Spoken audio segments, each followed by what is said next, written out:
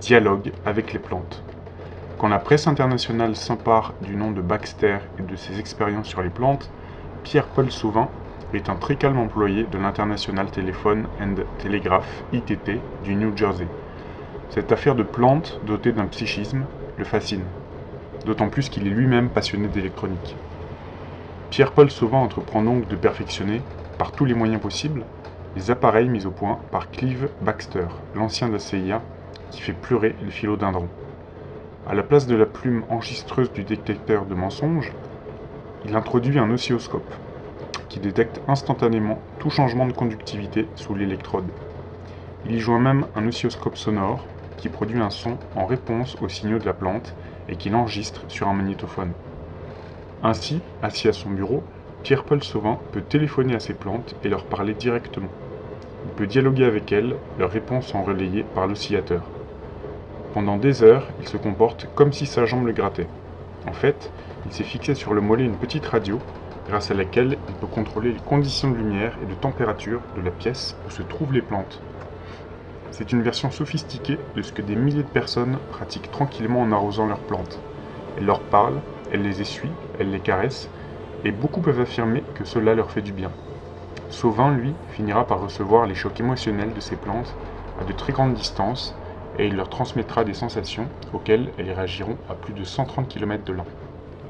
Il découvrira également qu'après un certain temps d'absence, il lui était difficile de capter l'attention de ces plantes. Il laissera alors près d'elles quelques cellules de son corps, sang ou sperme, et les tuera par un système de télécommande.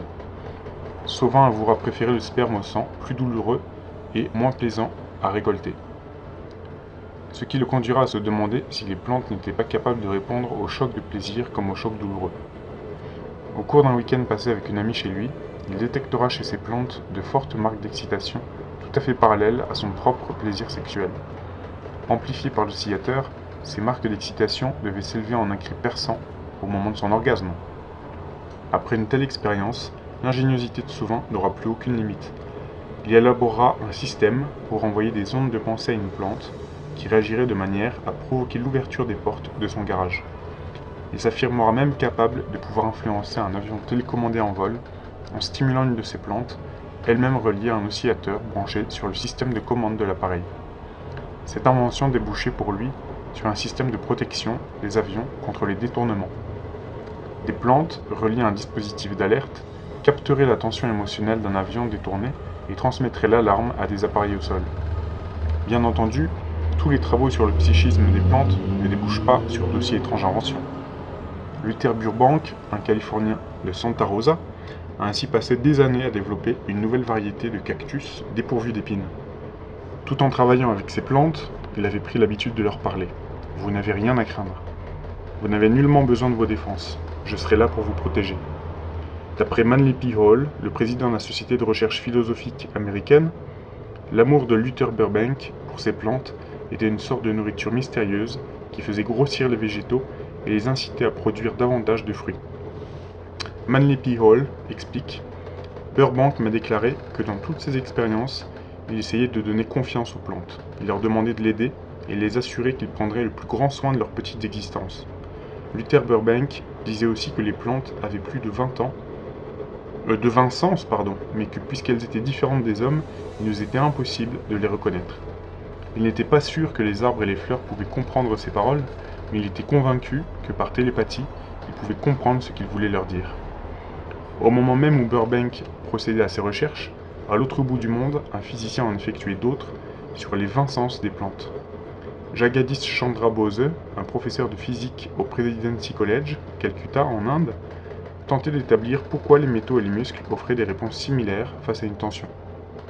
Son principe de base, il est difficile de tracer une ligne droite au-delà de laquelle commence le phénomène psychologique et en deçà de laquelle réside le phénomène physiologique. À partir de là, Jagadish Chandra Bose réalise que pour étudier ces similitudes, il lui faut un sujet idéal, se situant entre ces deux extrêmes. Ce sera la plante, un tissu vivant, sans système nerveux et sans réponse normale à un stimulus. Il considère alors que les plantes sont des organismes particulièrement économes.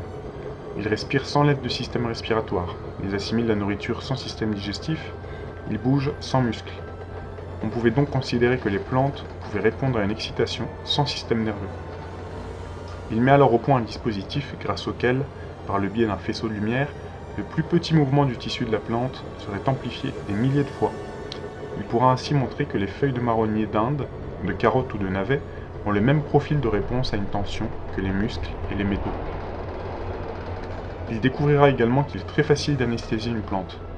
Le chloroforme rendrait les végétaux inconscients et ne seraient ramenés à la lucidité que par un passage à l'air libre.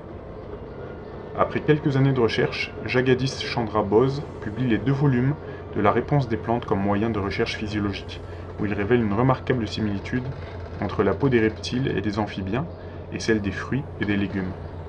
Il montre également comment les plantes peuvent être fatiguées par une stimulation perpétuelle de leurs tissus, qui agissent ici comme des muscles, et comment les feuilles réagissent à la lumière comme les yeux de certains animaux. Officiellement, le physicien ne sera pas vraiment pris au sérieux. Il apportait pourtant la preuve de l'action de l'environnement sur une plante. Grossissant plus de 10 millions de fois le mécanisme de croissance d'une feuille, il a montré comment en un quart d'heure, l'action des engrais et de certaines nourritures pouvait être déterminante pour les tissus. Selon un journal français, après cette découverte, nous avons quelques inquiétudes. Quand nous voyons une femme avec une fleur, laquelle des deux souffre le plus, la femme ou la fleur? Ce même type d'expérience commence à être rapporté dans les années 70 en Union soviétique. Dans la Pravda, on cite le cas du professeur Ivan Isidorovitch Gunnar, une des sommités du département de physiologie végétale de l'Académie de Moscou. Il semble même qu'il ait des conversations avec les plantes, et il me semble que les plantes prêtent attention à ce bonhomme aux cheveux gris.